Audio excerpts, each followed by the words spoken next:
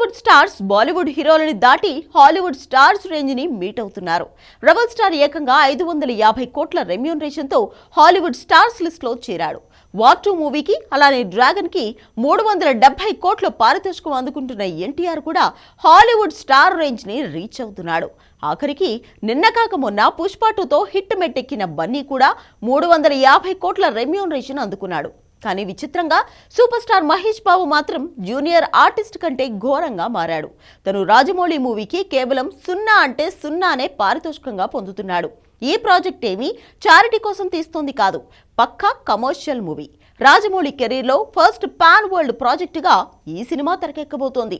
Already launch అయింది. అలాంటి ఈ మూవీకి సింగిల్ ఎన్పీ తీసుకోకుండా మహేష్ బాబు పనిచేసేందుకు సిద్ధపడ్డా?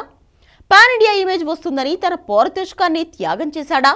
అక్కడే ట్విస్ట్ ఉంది. రాజమౌళి కూడా పైసా తీసుకోవట్లేదు కాబట్టి మహేష్ బాబు కూడా పారితోషికాన్ని పక్కన పెట్టాడని తెలుస్తోంది. ఈ మొత్తం మ్యాటర్లో ఉన్న ట్విస్ట్ ఏంటో మీరే చూసేయండి.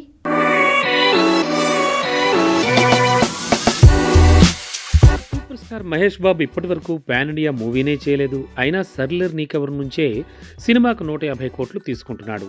గుంటూరు కారానికి ఏకంగా 200 కోట్లు అందుకున్నాడన్నారు. ఇలాంటి స్టార్ ఇక పాన్ ఇండియా మూవీ చేయాల్సి వస్తే ఏకంగా 3 ఏళ్లు ఒకే సినిమా కోసం డేట్లు ఇవ్వాల్సి వస్తే కనీసం 300 కోట్ల నుంచి 500 కోట్లు తీసుకున్నా ఆశ్చర్యపడాల్సిన అవసరం లేదు.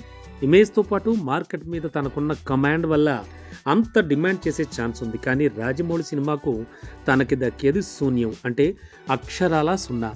0 అమౌంట్కే సూపర్ స్టార్ మహేష్ బాబు రాజమౌళి తీసే పాన్ వరల్డ్ మూవీ చేస్తున్నాడు. ఆల్రెడీ లాంచ్ అయింది.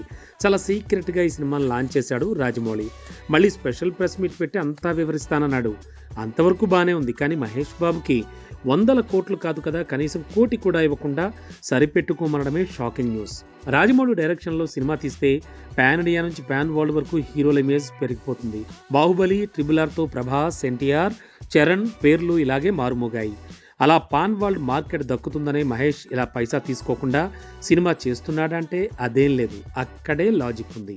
మహేష్ బాబుతో రాజమౌళి ప్లాన్ చేసిన మూవీ టైటిల్ గోల్డ్ లేదంటే మహారాజా పేరు వినిపించింది. కానీ అఫీషియల్గా వర్కింగ్ టైటిల్ని SSMB 29గా ఫిక్స్ చేశారు. అయితే ఈ సినిమాకు మహేష్ మాత్రమే కాదు, రాజమౌళి కూడా పైసా తీసుకోకుండా పనిచేస్తున్నాడు. నిర్మాత వీళ్ళ చుట్టం కాదు. ఈ సినిమా ఏమి చారిటీ కోసం తీయట్లేదు కాబట్టి ఖచ్చితంగా దర్శకుడు, హీరో వాళ్ళ రేంజ్కి 3 ఏళ్ల డేట్స్కి తగ్గట్టే రెమ్యునరేషన్ తీసుకోవాలి. అక్కడే భారీ ట్విస్ట్ ఉంది. 1000 కోట్ల బడ్జెట్తో తెరకెక్కబోతోన్న ఈ సినిమా రిలీజ్ అయ్యాక వచ్చే వసూళ్లలో పెట్టుబడి పోను ప్రాఫిట్స్లో సగం నిర్మాతకు, మిగతా సగం హీరోతో పాటు దర్శకుడికి. అంటే హీరోకి 25%, దర్శకుడికి 25% లాభాల్లో వాటా దక్కుతుంది.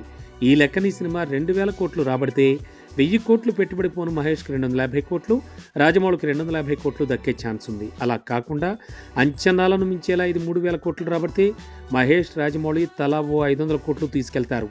అంతకు మించొస్తే పండగే. అందుకే పైసా తీసుకోకుండా సినిమా చేస్తున్నారు ఈ ఇద్దరు.